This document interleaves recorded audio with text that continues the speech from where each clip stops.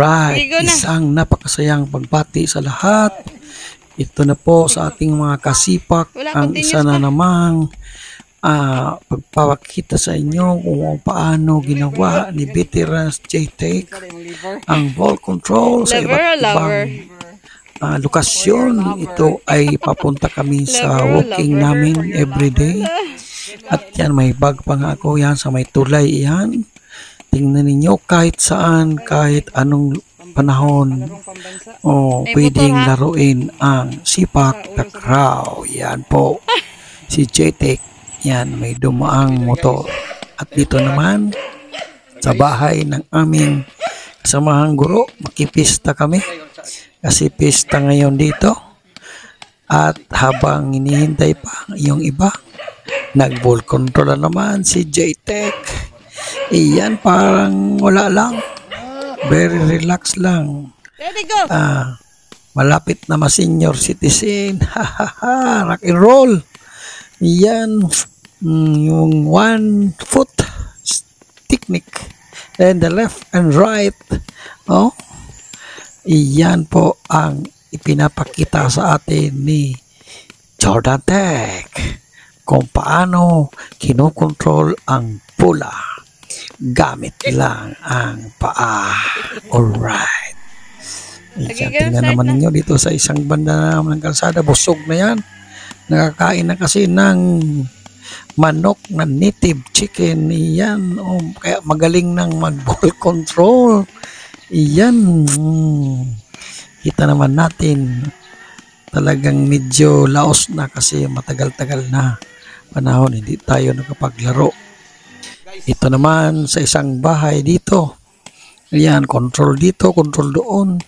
Alab, bunal. Ayan. Malaki na yung tiyan ni JTech. Dati kasi is 50 kilos lang. Ngayon is 65. Ayan na. At napakalaki na talaga nagbabago. Doon sa may purok. Nagposisyon si JTech. Tingnan ninyo.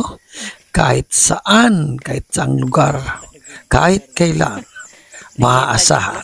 Iyan, sipak takraw.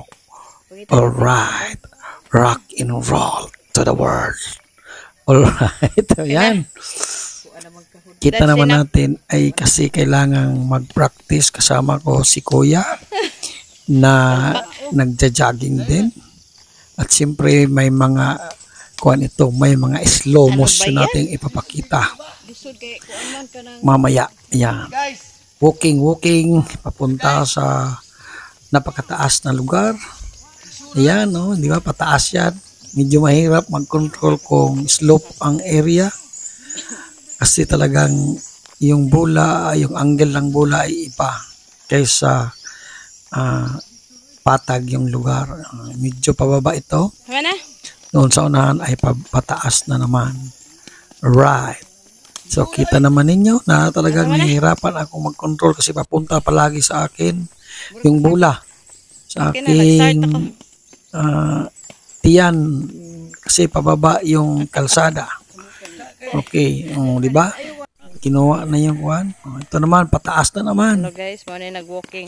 Right, rock and roll talaga. Napakahirap ang buhay ng isang athlete.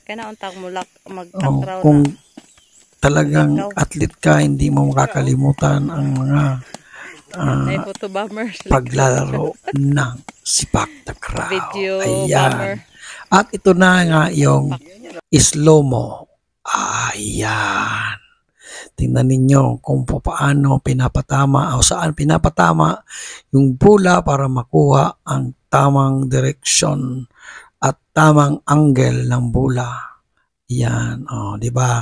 Relax ang kamay at siyempre yung gumagalaw lang yung paa, left, right and left or left and right.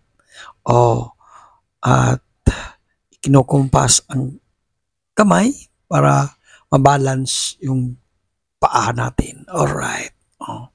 Kita naman ninyo sa slow-mo kung paano gawin ang pag-ball control ng sipak takraw.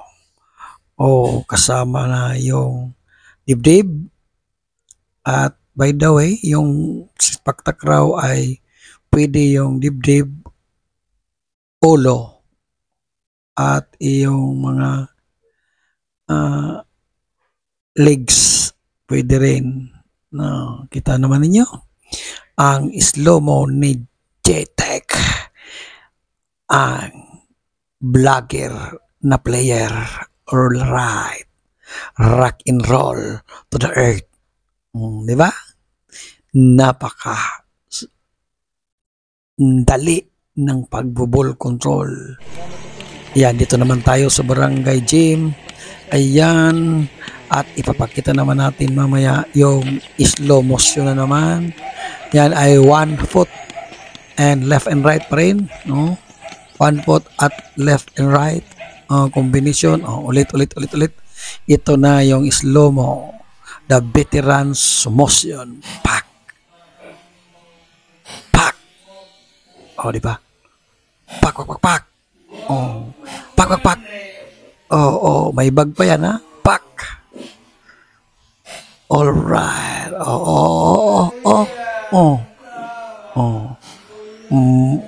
5 a.m. in the morning po, nandiyan na kami sa barangay hall, katabi ng gym. At siyempre, papasok kami sa gulayan sa paralan ng barangay Andili. Pagkatapos nitong ball control, isitahin natin ang barangay Andili, gulayan sa barangay. Hindi pala gulayan sa paralan, gulayan sa barangay. Ano ba yan? Itinuro ni J-Tech. Hello guys, dito kami bola. sa Ito na po yung sa barangay. Bibili kami ng upo. Yan yan. Opa. Thank you sa Committee on Agriculture Kagawad Hilconido Simini. Siya mismo nagtanggal ng upo. Bibilhin namin, ha. Sa halagang kantidad. Ang tawag niyan, halagang kantidad. Ambot mo, palit pa jingjing patula. May patula, bili ka ng patula. Sige ya. So, ito, para sa barangay. Para ang mga katawan mo sunod. Dapat pala sa barangay mayroon din ang mga likod-likod ng bahay, mayroon nito. So, start na tayo magtanim. Mahal na kasi yung bilihin. Ito yung parang start ng barangay. Ito mga lugbati. Tulong-tulong sama-sama. Barangay. May pitsay, may ano tawag ito? Sibuyas, okra, kamatis.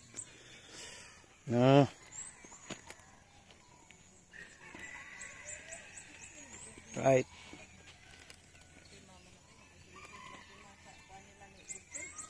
Mayroon silang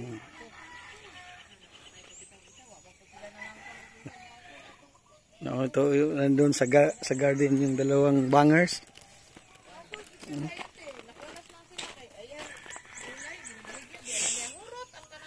So dito tayo. Kaway. Ito yung mga evaluators. Davao de Oro. Ang saya, AVGA? Anong meaning ng AVGA? Vegetable Garden. Growers Association. Tapos, ang saan ang REC? Andili, Vegetable Growers Association. Rice, kuwan mo na. Kuwan sa mga women's maning RIC? ETI, ano yung ETI? Agricultural Training Institute. Parang dito yung training ground pala ng mga pala dito yung mga estudyante namin, no? Na agriculture. During immersion dito sila, ito yung mga gawa ng Andili National School, So,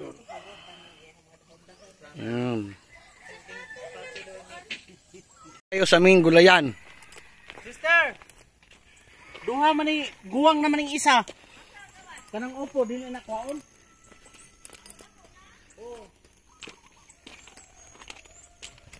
So,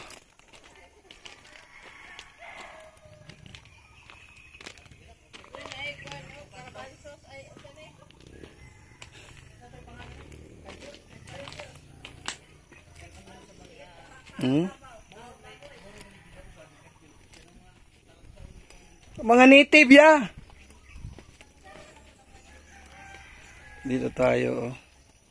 So promote ko pala yung ating gulayan sa barangay. Alright. The national level.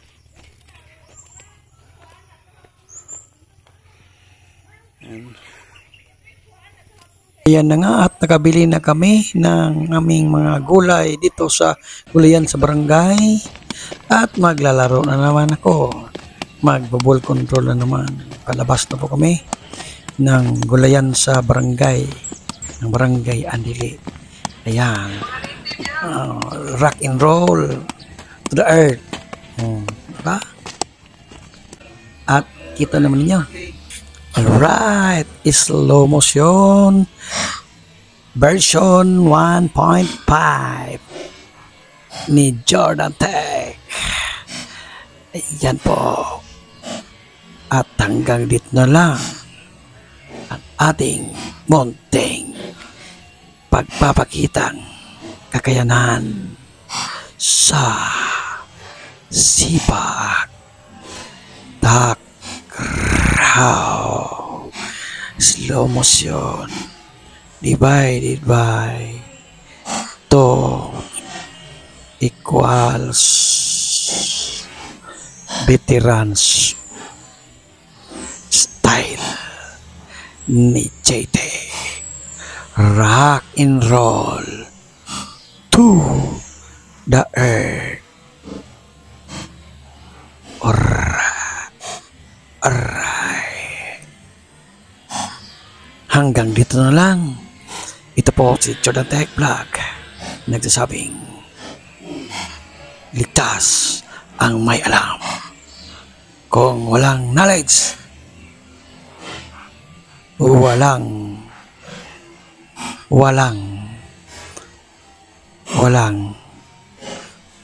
power. Bye-bye. See you on the next vlog. Mwah. Rock and roll to the world.